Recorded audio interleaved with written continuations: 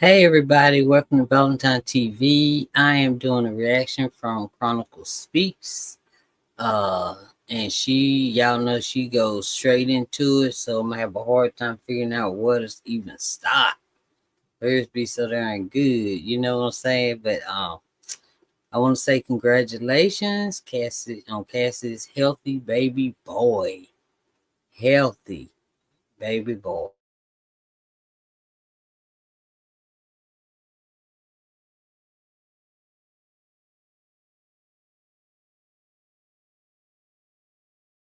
Shoot. What happened? That Cassie is totally finished.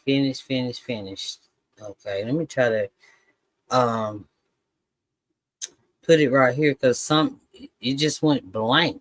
Yeah, did y'all see it? I don't know if y'all could see it or not, but I'm about to put it up right here so I can see. And yeah, but congratulations. I'm so glad the baby's healthy after that darn court case. But anyway, this is just a um update on the trial. Hey, Mackenzie Johnson, how you doing, girl? Yeah, this is just an update on day 11. Um, and as you come in, y'all, please, if you haven't subscribed, I don't know how I just lost 2 subscribers. I don't know yesterday, but it's okay. It's all right. But please subscribe and hit the like button, please. I appreciate it. I'm just gonna let her rip, okay? Here we go. Y'all just pray it go okay. All right. Congratulate Cassie and her husband Alex Fine on the birth of their brand new baby boy. So while congratulations are in order, they are requesting privacy at this time. So let's get on with the case. We have officially made it to day number 11 of Diddy's S trafficking and racketeering trial. So yesterday, week number 3 kicked off with a dramatic start with Capricorn Clark testifying. Now, she is Diddy's former assistant, and if any of Diddy's assistants had been through hell and back, it would definitely be Capricorn Clark. Right. Now, Clark, who worked on and off for Diddy, painted a picture of chaos behind the scenes at Bad Boy Records. She broke down in court saying she wanted her life back and that she and Diddy once chased Kid Cudi through the streets after a Diddy-triggered incident. She testified that she saw Diddy kick Cassie in the street and once waved possibly a gun at her, her meaning Capricorn Clark. Clark also described being fired after reporting a possible kidnapping to Bad Boy's president at the time, Harv Pierre, and being forced to cut her vacation with Rihanna short for a meeting she felt was a setup.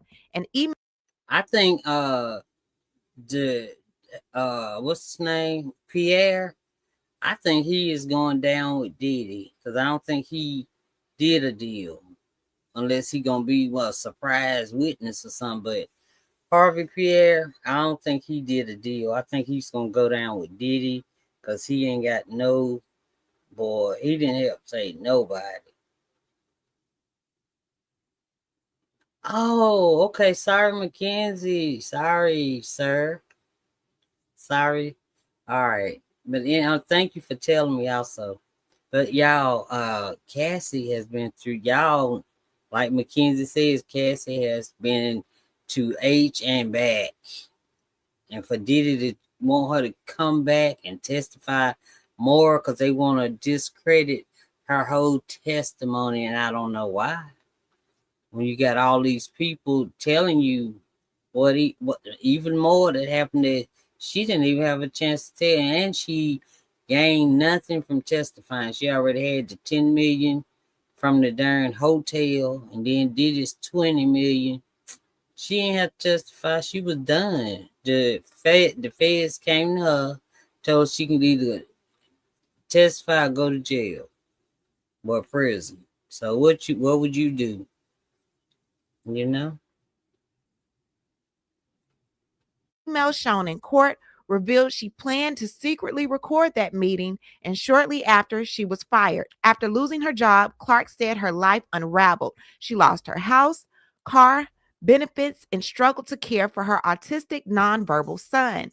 When she tried to get work elsewhere, she claimed music executive Jimmy Iovine warned her to stay away from Diddy or things would be bad for Mm. her. She said Diddy told her she'd never work again and would end up unaliving herself. She also testified about missing opportunities, including one with 50 Cent's team that fell through after Chris Lighty, who arranged it, died the day before she was set to sign Oh, the deal. oh. Emotional messages from Clark to Diddy were shown in court, some where she apologized and said that she wanted her life back, and one she said she was never my friend, she wanted me gone, referencing Cassie. In another message, she said, your grace period to be mad at me has surpassed the agreed upon time.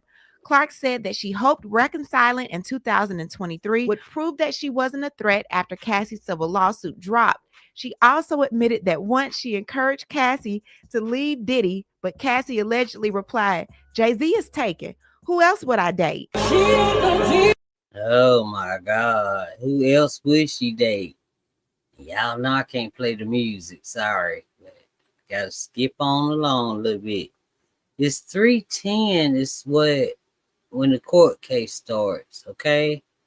Let's jump up and hope it does right. Before the jury is brought in, the judge says, let's address this. All the government is saying is that the message shows Ms. Ventura's state of mind. Donaldson from Combs's defense team says that's the problem with not being able to recall Ms. Ventura as a witness. Yeah. Prosecution says all Mr. Nash will quote is, he's making me freak off on my birthday. She didn't want to go. Shapiro with Combs's team says a spouse might say he's making me go to a Rangers game. I'd rather Be not careful. tonight. Judge says you Be could have careful. cross-examined Ms. Ventura about this. Judge says every day I'm getting these letters. These issues should have been raised pre-trial in motions in limine. Let's go ahead and bring the jury in. All rise. The jurors enter. The government calls LAPD officer Christopher Ignacio. The witness takes the stand. Prosecutor says, what is a radio call? Someone calls 911 and it gets sent to the next available LAPD unit on duty. On December 22nd, 2011, what was your shift? 6 a.m. to 6 p.m. in a marked police vehicle. What do you remember? Got a call around 8 o'clock a.m., code 3 with lights and sirens to 8925 Hollywood Hills Road. What did you find there? An Escalade. I memorized the license plate. Why? I thought it could be involved in a crime. The way it left so soon when I got there. Why didn't you go after it? We didn't have a crime yet. The front door was unlocked. We went in. So when you got in, what did you see? High-end watches and purses, some wrapped, some unwrapped. Two detectives. What did it and tore open some of the gifts and left some? Did it and put the dog in the darn bathroom or the closet? Whichever one. Was it bathroom or closet? I forgot. But anyway, it just terrorized the poor dog. Diddy was, man, he was on Cassie bad, boy. Detective showed up. When we came out, I saw the same black Escalade now driving down the hill. Then what? Mr. Mescuddy arrived in a Porsche. You ran the plate of the Escalade? Yes, it came back as Bad Boy Records. Mm. No further questions. Judge says cross-examination, Mr. Steele. Brian Steele, Combs' attorney, steps up and says, this was 13 years ago, right? Yes. You read your partner's report, right? Yes. The streets there are all dead ends. According to the map, it's a beautiful neighborhood, right? Well, somebody said that they know the area and it's not a dead end. It's lefts and right turns, because they have been there before, so you can hang that one up.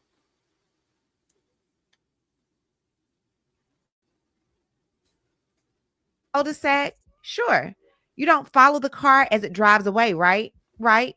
Did you see a Porsche? I don't know. Do you know the definition of kidnapping? Objection. Oh my. Sustained. Were you told the homeowner was in the house shortly before you and your partner got there? Objection. Overruled. The door was unlocked? Yes. There was no furniture upended, right? No. You called it a trespass, not a burglary, right? Because objection. I think sustained. No report of theft? No. If you thought there was a gun in the Escalade, you could have put out a BOLO, right? Objection. Overruled. You didn't, right? Right. Any mention of security cameras? I saw some. Mr. Muscuddy wasn't hyperventilating, right? He was tense, I'd say. Did you search his Porsche? No. It was 8:20 a.m., not 6:30 a.m., right? Right. Nothing further.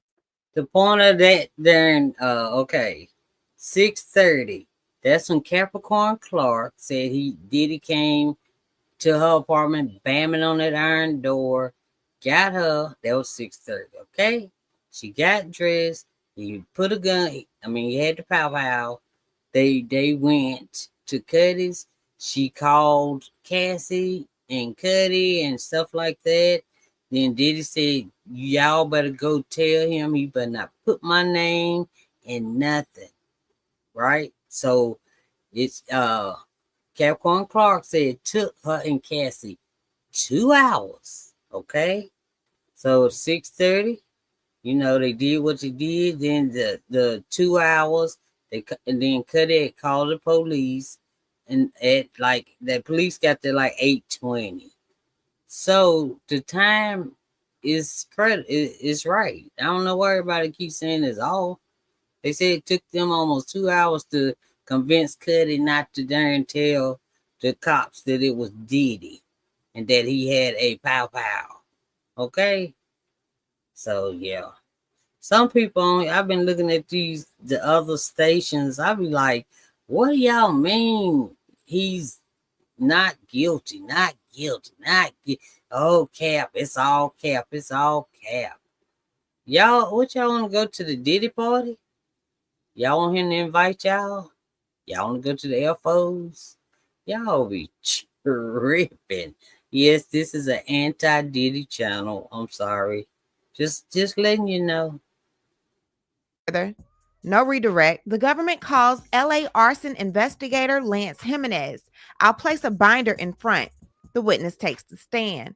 How many fires have you investigated? 100 a year, everything between mansions to dumpster fires. LA is pretty crazy. Did you respond as an expert to an auto fire at 8925 Hollywood Hills Road?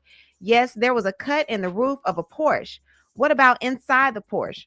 Burn patterns inside? Any items?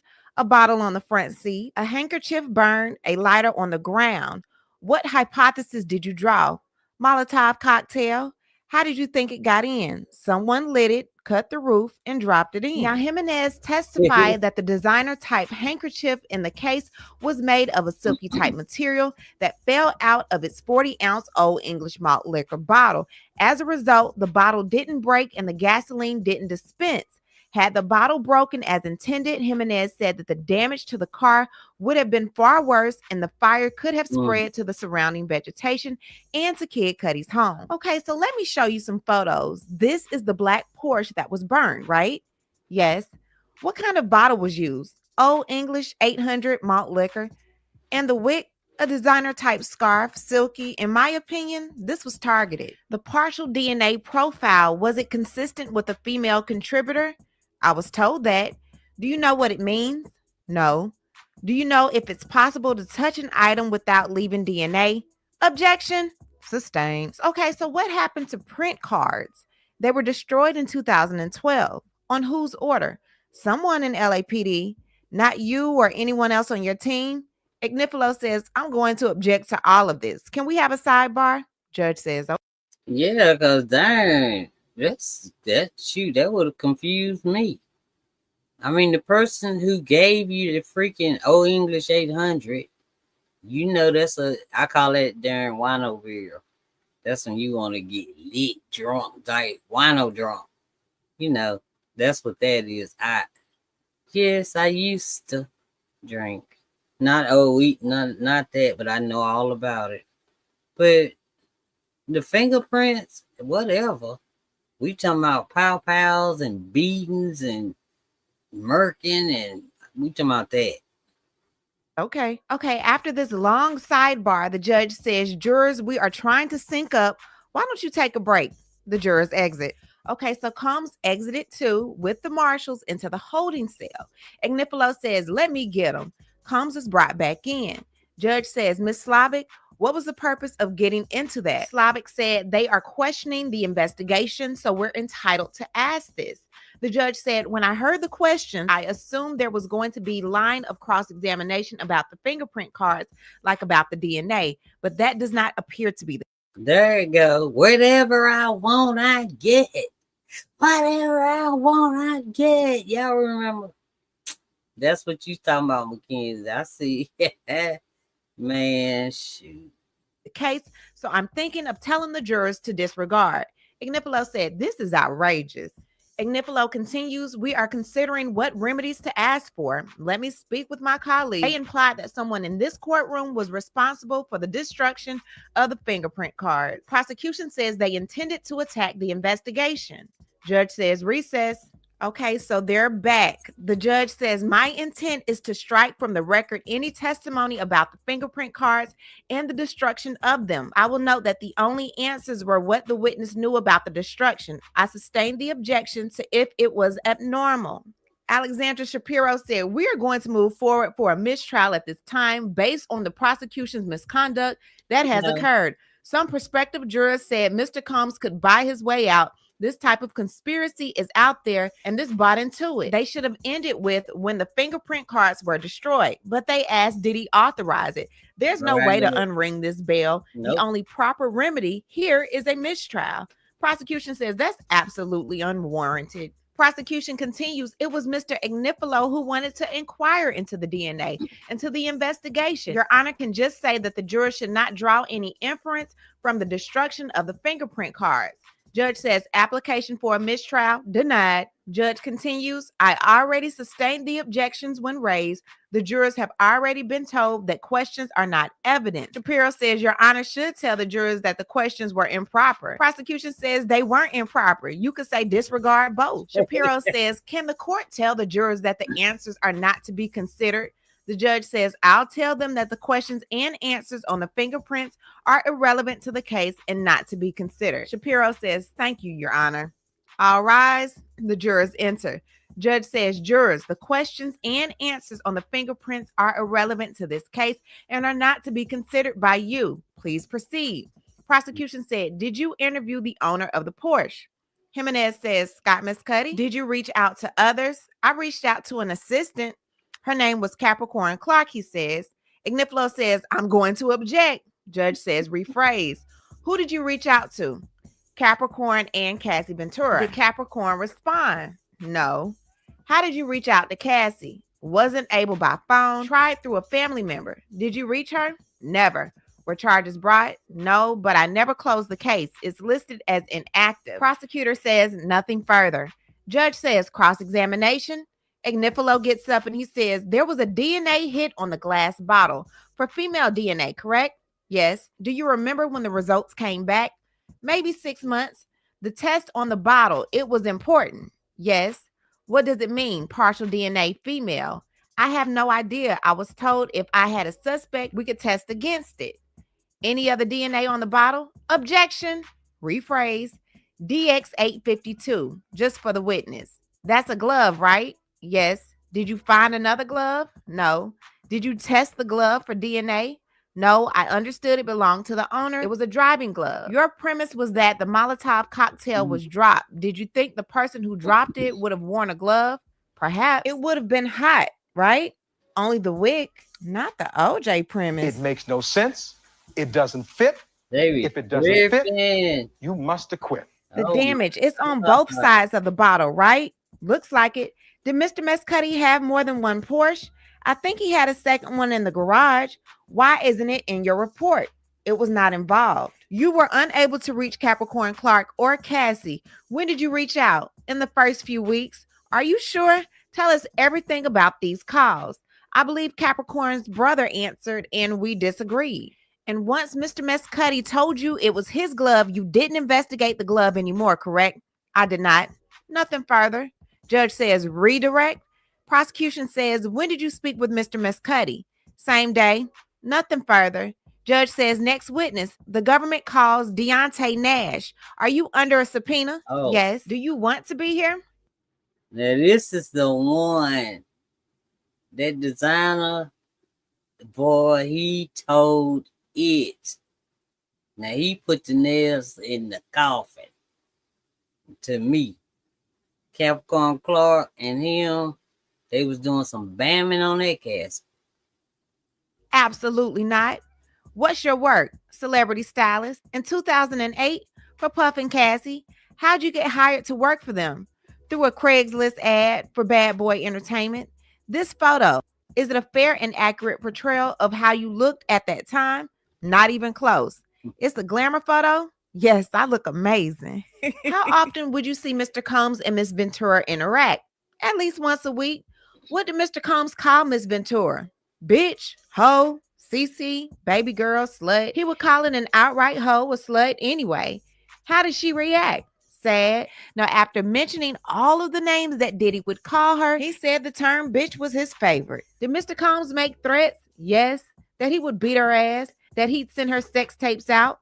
How often would he say he'd beat her ass? Quite a few. It drove her crazy. She would be super emotional. She might stay in the house for days. Did you attend a Vanity Fair party? Yes, Oscars after party in 2014 with Cassie. Puff was there. How did she look? She looked horrible. Her hair was objection, says Donaldson.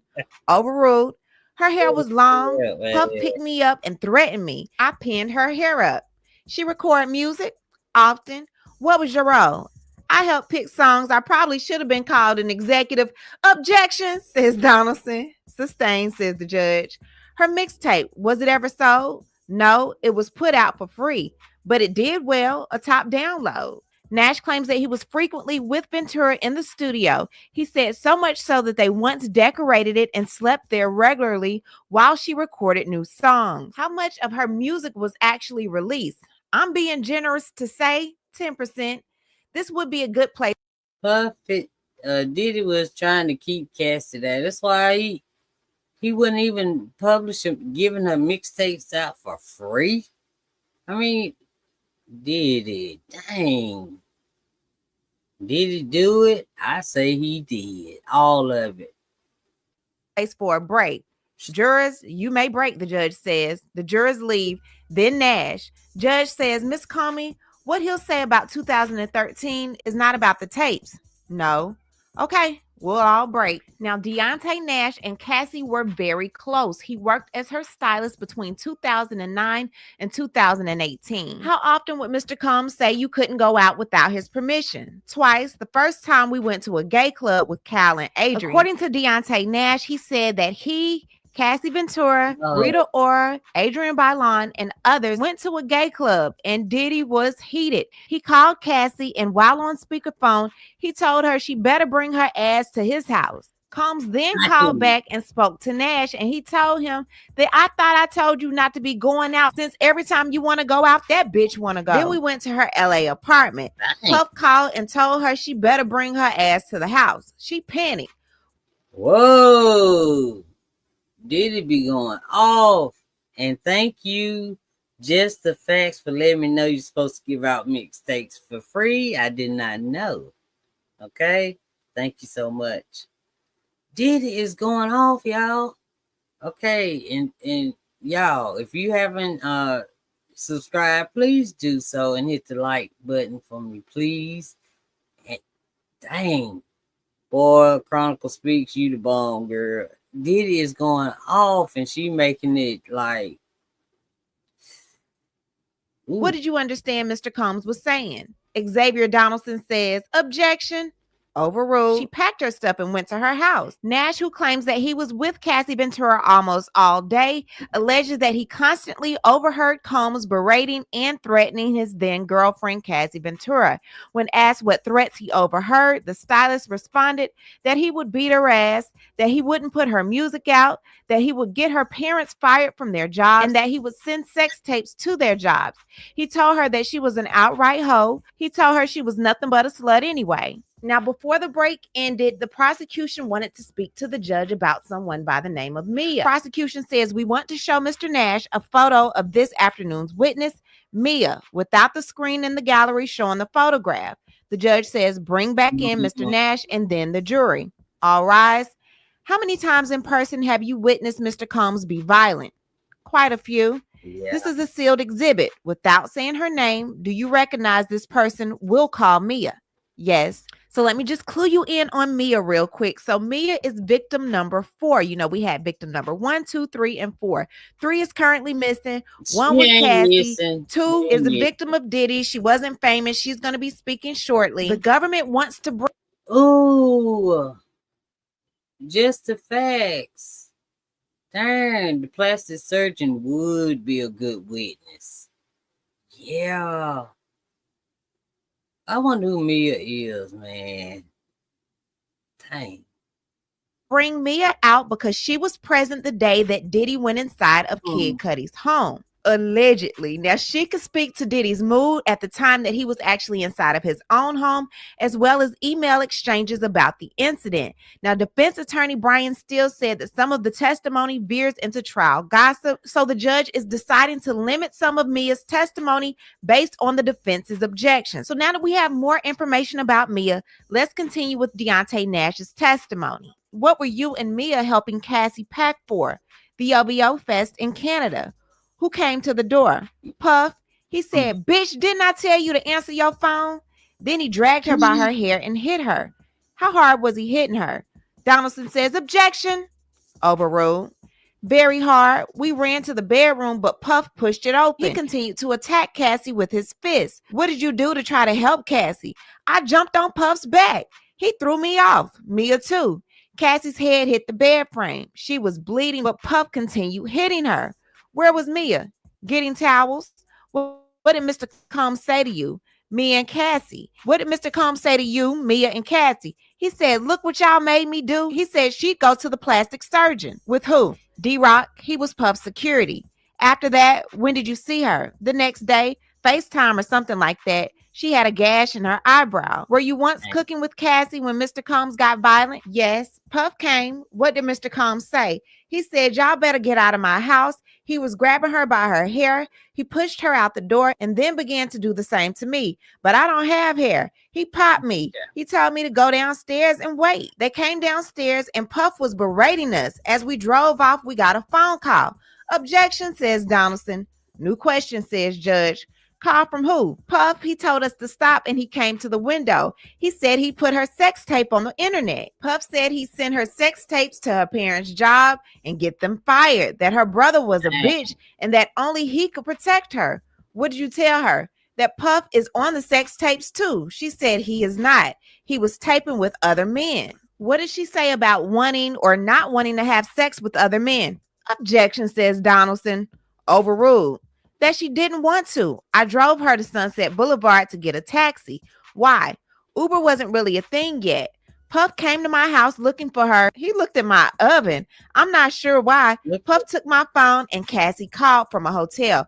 Puff said, let's go there. A bad boy staff stayed there. What did Mr. Combs say? He said, go get her. I went to Cassie's hotel room with D-Rock and Tony. She jumped up. She was frightened. She said she would jump off the balcony. She even walked. Yeah, I heard that she did say she was going to jump off a balcony. And I don't know how many floors. I don't know. I forgot. But anyway, y'all, the whole moral of this trial or this 20-year reign is I can't believe nobody unalived Diddy. Why didn't somebody unalive Diddy? I mean, if he doing all this, all that, Lord forgive me and Diddy, somebody, man, ain't no way. Ain't no way. Towards it. How high was it? It wasn't the first floor. Downstairs, I saw 4 or 5 Puff security waiting. Puff told me, you played me. I drove off, but Puff security followed me. I turned off my lights and drove really fast. I didn't think my home was safe to go to that night. I went to the Universal Sheraton. Did you go home the next day? Yes, I found my backpack was stolen. It had $1,000 in it. Why did you keep $1,000 cash? So when Puff was mad, I could check into a hotel without giving my name. What happened in 2015? I saw Puff slap Cassie in the face. He said, get this bitch out of here. What did you do? Got her out. And he told me to shut my fat ass up. And what did you do then? I shut my fat ass up. The perfect match premiere. What did you see? Cassie had a black eye. When was Mr. Combs violent with you at a music video? Yes, I was outside smoking a cigarette. Puff came and threw me on the car and started choking me out. Puff said, y'all keep going out. Did you report anything to the police? No, I was afraid of retaliation from Puff. Did you get anyone on staff? Christina Coram, KK. What did she say? That she would talk to him. Did anything change? No. How often did you help Cassie hide? Often. What did Mr. Combs do? He would blow our phones up. KK would too. She would say Puff was calm. Cassie would go back. Did Cassie tell you she was going to a hotel with Mr. Combs? Yes, weekly. She would pack sex toys. Did she say she wanted to go? Objection, says Donaldson. Overruled. She said she didn't want to. Prosecution says her 29th birthday. Tell me about it. Puff asked me should he surprise her on her birthday. What did she say? Girl, I was not about to tell him not to surprise her. Did she use the word freak off with you? Not like freak off, more like freak off. Oh, like a verb. Yes. According to Nash, Cassie's 29th birthday night started out at the Cavatina Hotel in Los Angeles. He said he overheard Combs complain to Ventura, "You can't just do this one thing for me." When Nash asked Ventura about the exchange, she told him, "He's just mad because I don't want to go to the hotel and freak off with him." It was the first time Nash heard her use the term freak off. The party moved to a karaoke venue, the Blind Dragon, and then several people, including Nash, Combs, and Ventura, went back to Cassie's home. There, Ventura told Nash that she and Combs were going to a hotel and that Combs was making her do that shit. Where did you go after the Blind Dragon? 875 Comstock, like 17A. Puff said y'all gonna get some dick tonight. What did Miss Ventura say? That she didn't want to go, but he made her. They left the house. She was super high. Okay, in New Year's Eve 2017, where were you? Vegas with Cassie and the staff, all on the same floor of the hotel. Puff's room was at the end of the hall. What did Mr. Combs tell you? That Cassie had been asleep for 24 hours. I had to wake her up. Did she wake up? She woke up for me. What did Mr. Combs say? That he spent all his money, so she had to. Then there was this low-budget producer. He busts out laughing. How many of your meetings with prosecutors did you end early? Probably all of them. Did you stay in touch with Mr. Combs? Yes. What was your tone? Loving. Why? I don't hate him. It's not in me. Yeah, it's not in some people to hate. It's not. Just I can't hate nobody either. I can dislike you though. But oh my God, Diddy, you was rough, boy. I can't believe nobody take you out. I can't. No further questions, says prosecutor. Judge says time for break. Okay, so we're back, but before the jury is back, prosecutors say this witness has a flight back to LA tonight. We'll rebook it if we have to, but if we could stay a little longer and finish with him, I know he'd appreciate it. The judge says, I think we can. I told the jurors we might stay to 4. The jury enters. Judge says, we might stay until 4. Then he says, Mr. Donaldson. Combs' attorney, Donaldson, says, how are you? Bless. When you met with the government, you had an attorney present. Yes. The subpoena didn't mean you had to go to their office. Right. You hired a civil lawyer, Mr. Dunn, to represent you, considering litigation against Mr. Combs? No. Does this document show that? It's their assumption. But no, I have counsel to protect me. I don't do federal court. Okay, Mr. Nash, on March 10th, 2025, did you not tell Ms. Comey that you are considering a civil complaint against Mr. Combs? No. DX 1800. What is this? Cassie in the video for the mixtape. And 1801. Cassie and Usher. Okay, so this is the 2016 Bad Boy reunion show. Did you pick out that dress? I don't remember. You didn't start as a celebrity stylist. It was Mr. Combs that introduced you to Cassie, right? I met her, Miss Fine, yes. So it's Mr. Combs who made you a celebrity stylist. Sure, go ahead. I am going ahead. As a celebrity stylist, you pick clothes like for Mrs. Fine's wedding? Yes. Do you know Groovy Lou? Yes.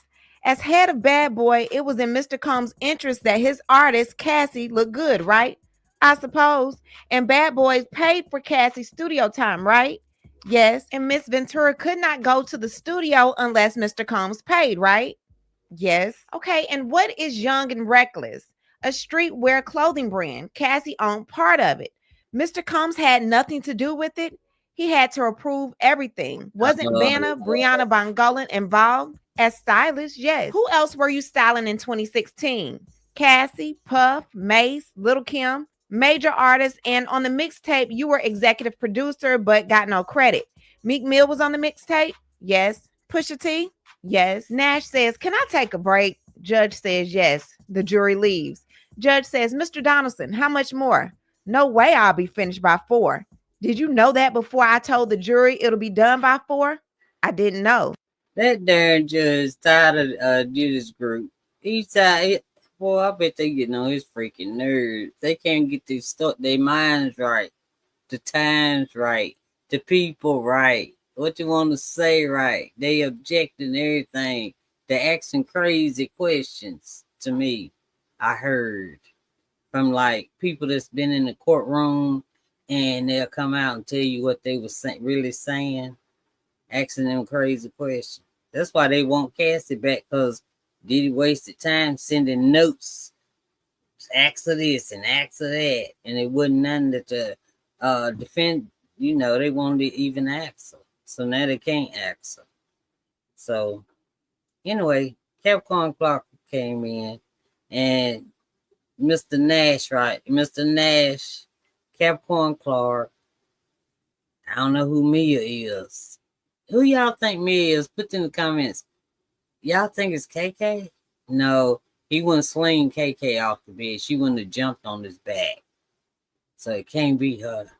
I'm trying to figure it out, y'all, in my head. I can't figure it out. We'll go to 4. Prosecution says, "I'll rebook his flight." Okay, so while we're on break, I just want to go over some legal documents that just came in on the court system. Now, Diddy's legal team is trying to get access to documents from a recent $10 million settlement Cassie made with the Intercontinental Hotel. They say it's important because that hotel incident is a big part of this case, and they believe that Cassie's settlement details could reveal inconsistencies or show she had a financial motive while testifying. But Cassie's lawyers are pushing back hard, and they say that they already told them the truth about the settlement during her testimony, and that Diddy's team had their chance to ask all the questions they wanted to but didn't. Now they're accusing him of harassment, especially since Cassie is pregnant, but she's had her baby today. And they say that the documents are private, legally protected, and irrelevant because she didn't lie. So basically, this is a legal tug of war over whether Diddy can use Cassie's hotel settlement to challenge her credibility in court. No. Now let's continue. Okay, so we're back from break. Donaldson says, "Nice." Y'all, just the facts. Said he think it. I mean, I'm sorry. I don't know.